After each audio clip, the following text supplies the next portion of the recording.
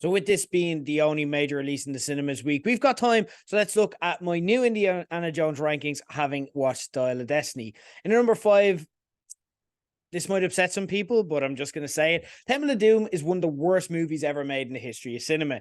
It's something I only realized in recent years when I went to do my first rewatch of the old trilogy since I was a kid. And instead of having their usual description of the movie, Sky instead opted to use it to inform viewers of just how outdated and offensive a lot of the cultural references were. And that isn't super strange for George Lucas. I'm looking at you, Jar Jar Binks, but it did make up a lot of sense recently when I learned that the movie was made when both Lucas and Spielberg were going through breakups in their personal life. And you can feel that real meanness and that bitterness with the world, the need to try to hurt people with the script that comes with someone going through a bad breakup. And it makes it a barely watchable experience for today. And sure, look, it did give us Ke Huy Quang, but also left him depressed and destitute afterwards, thinking that he'd never make it as an actor. The movie feels like it's written by your elderly Brexit voting uncle who's never left his home country and based all of his understanding of people who look different to him on what his racist ass Facebook feed tells him is true.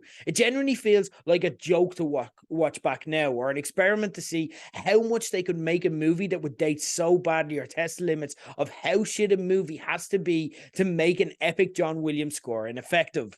In a 4, what I imagine is the bottom one for a lot of people.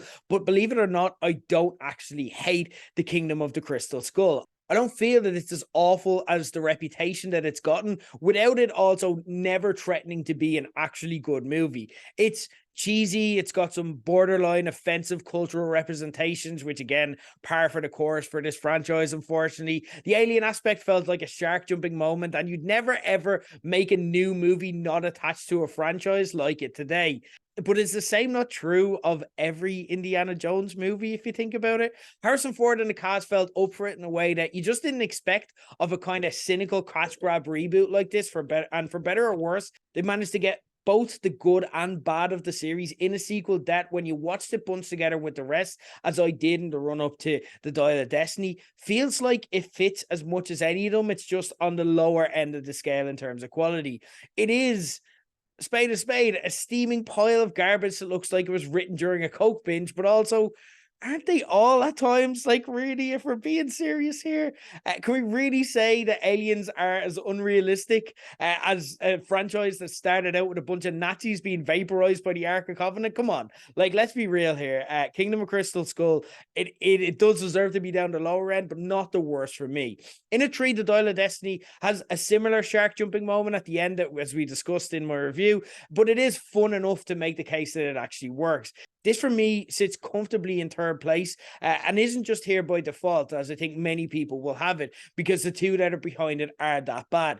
It feels like James Mangold and everyone involved have genuine love for the series and are having an absolute laugh getting to do one themselves. Is it a classic? No, of course it isn't. It's not. It is bang average, and it is smack bang in the middle of this series. But will I watch it again 10 to 20 years from now and be happy that I did?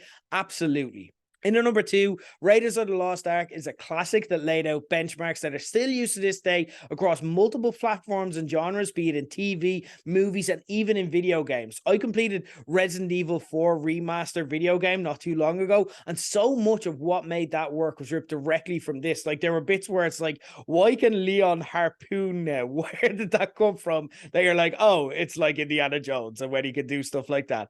I can only compare Raiders of the Lost Ark to Star Wars, and that it's aged and become silly and referential in ways that also make it timeless and enhance your love of it because of how old and cheesy it looks, while also at the same time and perhaps eternally feeling groundbreaking every time you watch it. For example, think of a Citizen Kane. People can watch that without being prompted, not understand the many ways that both the script and mainly the technical aspect of the movie influence the next few decades of cinema. You can tell that in Star Wars and Raiders immediately as you watch it. You understand it implicitly, even if you can't put it into words, and you feel it. And it's no coincidence that both of those 2 movies have the eternally cool Harrison Ford at their core. 200 years from now, when all of us are dead and gone and the world's norms are totally unrecognizable and unthinkable to our puny little minds now, Harrison Ford will still be fucking super cool leading man, oozing charisma in these performances. And people will watch back and be like, I don't understand anything about this, and this is offensive as hell, but that guy's badass. In at number 1, it is a testament to the impact and variance in quality of the Indiana Jones franchise that it contains, both one of the worst and also one of the best movies of all time for my money, with our number 1, The Last Crusade.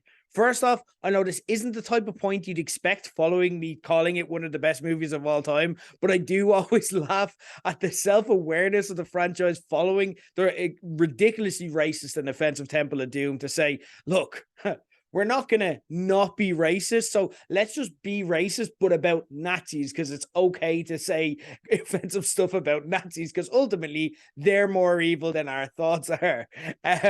But aside from that, this is a bona fide classic and the high benchmark, not only for this series, but for this genre that I don't think is ever going to be topped.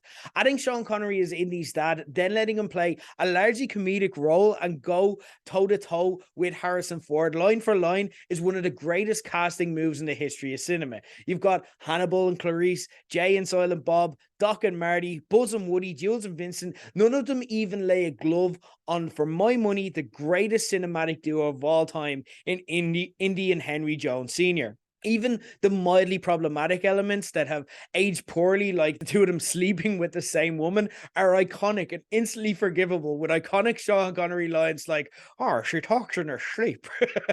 That was an amazing Sean Connery impression, by the way, and you know it. I can't watch this and not smile all the way throughout. It's probably a top 20 of all time movie for me. I love it. Last Crusade, best Indiana Jones movie, and I will fight anyone who wants to disagree with me.